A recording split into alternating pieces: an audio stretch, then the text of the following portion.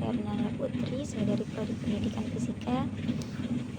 Di sini saya akan menjelaskan tentang topik, tema, kerangka karangan, dan citasi ilmiah. Tolong untuk teman-teman didengarkan baik-baik ya.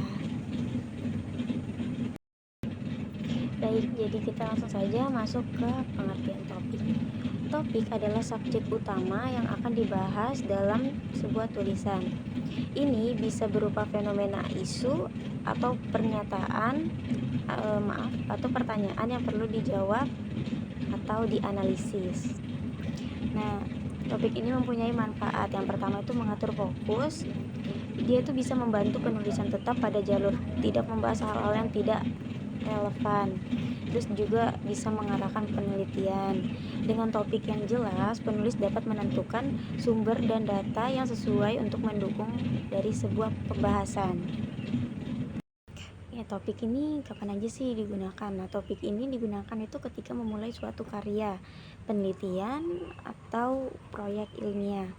Bisa juga saat menentukan arah dan ruang lingkup dari tugas, misalnya makalah, artikel, atau penelitian. Terus topik ini untuk apa sih? Nah, topik ini tuh untuk menentukan batasan dari diskusi, agar pembahasan itu tidak meluas ke aspek yang tidak penting. Terus juga untuk membantu merumuskan masalah. Topik menjadi dasar dalam merumuskan pernyataan-pernyataan penelitian yang spesifik. Selanjutnya itu ada tema. Tema adalah pesan utama atau ide yang ingin disampaikan terkait topik. Tema biasanya lebih spesifik dari topik dan mengandung sudut pandang atau argumen yang hendak dibuktikan. Nah, tema juga memiliki manfaat nih. Yang pertama itu memberi kerangka pemikiran. Tema itu membantu memfokuskan pembahasan dalam karya tulis agar lebih terarah. Terus tema juga menghubungkan semua bagian tulisan. Semua ide dalam tulisan harus mengacu pada tema, sehingga tercipta kesatuan yang kohesif. Terus kapan sih tema ini digunakan? Tema ini digunakan setelah topik ditentukannya untuk mengembangkan ide utama dalam penelitian atau tulisan. Terus saat merumuskan pesan atau kesimpulan yang ingin disampaikan kepada pembaca juga tema ini digunakan. Terus kita lanjut ke untuk apa sih tema itu digunakan. Yang pertama itu mengarah ke argumen. Tema menjadi landasan untuk mengembangkan argumen atau perspektif dalam tulisan. Terus menentukan struktur tulisan. Tema itu membantu menentukan poin-poin apa saja yang akan dibahas untuk mendukung argumen utamanya. Untuk selanjutnya itu ada kerangka karangan. Kita masuk ke pengertian kerangka karangan. Kerangka karangan itu adalah rancangan atau peta dari isi sebuah tulisan. Ini tuh terdiri dari pembagian ide utama dan ide pendukung yang disusun itu secara logis dan sistematis. Kerangka karangan ini juga memiliki manfaat. Yang pertama itu mengorganisir ide. Itu tuh membantu penulisan mengatur alur pikiran sehingga tulisan itu lebih runtut dan logis. Terus tuh menghindari pengulangan. Dengan kerangka yang jelas, penulis kan bisa menghindari pembahasan yang sama itu berulang-ulang. Terus bisa juga memudahkan penulisan, kayak kerangka karangan itu memberi panduan langkah demi langkah untuk mengembangkan tulisan. Terus itu untuk maksudnya kapan saja kerangka karangan ini digunakan. Terus itu sebelum memulai penulisan, untuk merancangkan alur pembahasan dan urutan ide. Ketika ingin memastikan semua aspek topik dan tema yang telah dibahas dengan tuntas itu dan tidak akan ada yang terlewat.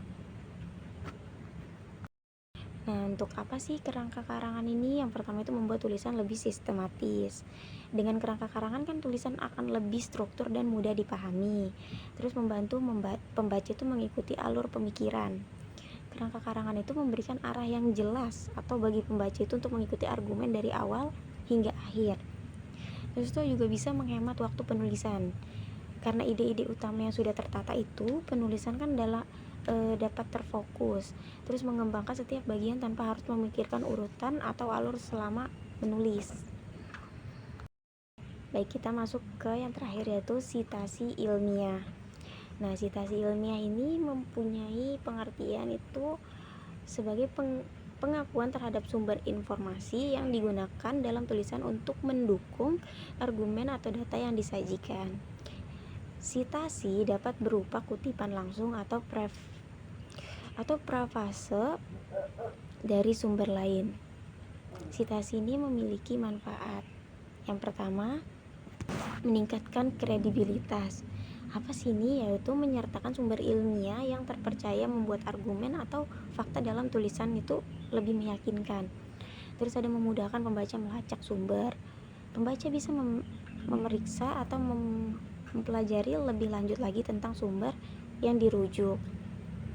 Nah, kapan saja sih sitasi ilmiah ini digunakan? Yang pertama itu saat menggunakan ide, data, atau informasi dari penelitian atau tulisan orang lain. Terus ketika mengutip pernyataan fakta, statistik, atau teori dalam sebuah karya tulis. Terus tuh saat membuat laporan ilmiah, makalah, atau tugas akademik yang memerlukan referensi dari sumber-sumber ilmiah atau literatur. Untuk apa sih sitasi ini digunakan? Yang pertama itu memberi penghargaan pada penulis asli, yaitu mengakui kontribusi dari peneliti atau penulis karya yang dijadikan dasar atau referensi itu. Terus juga memperkuat argumen juga nih, karena sitasi itu memberikan bukti pendukung yang valid dan dapat diverifikasi.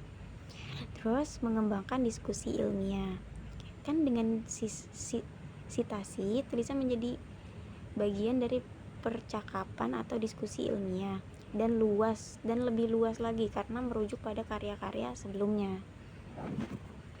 Nah, untuk kesimpulannya itu, jadi topik itu menentukan fokus pembahasan dalam suatu karya tulis dan penelitian.